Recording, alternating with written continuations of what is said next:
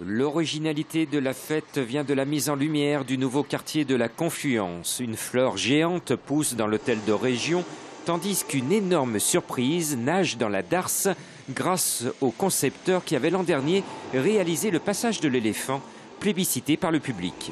C'est de la contre-projection, on est sur un mur d'eau, ce qui paraît une évidence quand on est sur de l'eau. Les projections sont de l'autre côté et après ce sont des films en fait, qu'on a travaillé en images 3D qui sont projetés. Autre performance technique, celle de la cathédrale dans le Vieux-Lyon, c'est le grand retour de Damien Fontaine qui avait déjà habillé Saint-Nizier et Saint-Jean.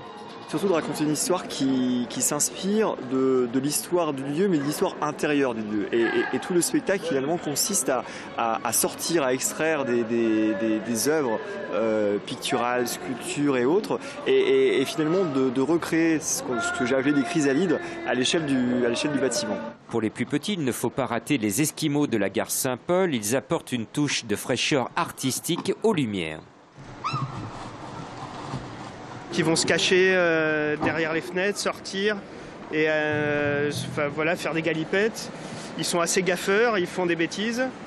Et puis ils vont, à leur passage, la gare Saint-Paul va devenir fluide, va se déformer, va devenir liquide. Ne ratez pas non plus les poupées japonaises à l'hôtel de ville, les fresques lumineuses des terreaux, lieu incontournable de la fête, ou encore cet ascenseur magique au Cordelier.